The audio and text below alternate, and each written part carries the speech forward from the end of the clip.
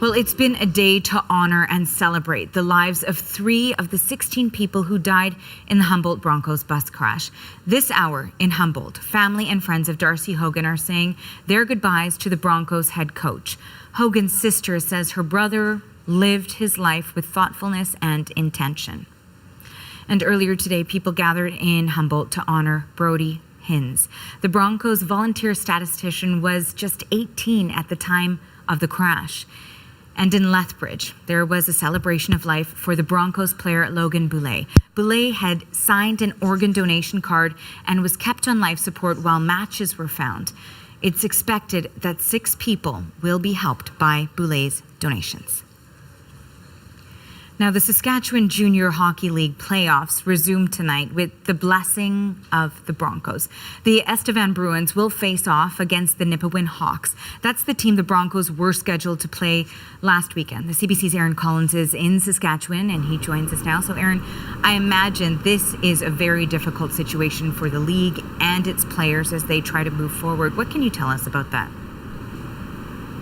Yeah, a difficult situation for everyone involved, but also a necessary situation. Both all the teams in the league and the families of the Broncos players have really endorsed the league moving forward and starting to play their finals. Now, of course, before they could get back on the ice, the Estevan Bruins, who are, of course, located about 5.5–6 hours south of Nipawin here, had to travel up here yesterday, and they made their way up the very same road that the Broncos crashed on a little over a week ago, and exactly a week ago on Friday. Now, the Broncos obviously, that crash killing 16 people. Yesterday, the Estevan Bruins stopped at that crash site and laid some flowers there, had a moment to honor many of the players who they knew from their days playing junior hockey here.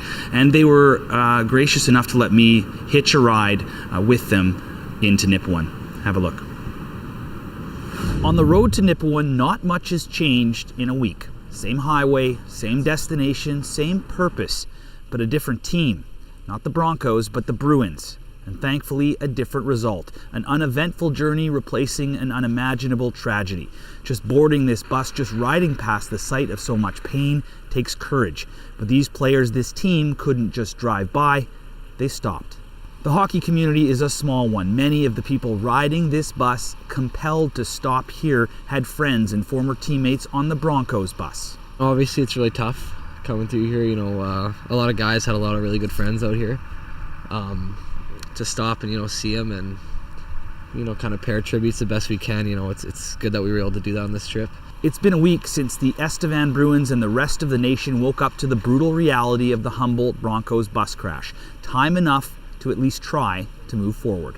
I think we're going to focus primarily on hockey, but do our best to pay tribute to the Broncos and the young guys and girl that are no longer with us. And I think the best way to do that is just to honor them by going and playing hockey. For the family and friends of the 16 people killed last week, nothing will ever be the same. These players say those families, those friends of the fallen Broncos have been clear. They want them back on the ice. The teams in the league, including the Broncos, voted unanimously to drop the puck today. So, for many, it would seem the path to recovery, the only real way forward, leads down the same road and back to the same ice. Before the puck drops tonight here in Nipawin, there will be some ceremonies honoring first responders and a moment of silence from the 1,200 fans expected to pack this arena to honor those Broncos. All right, thanks for this, Aaron. You bet.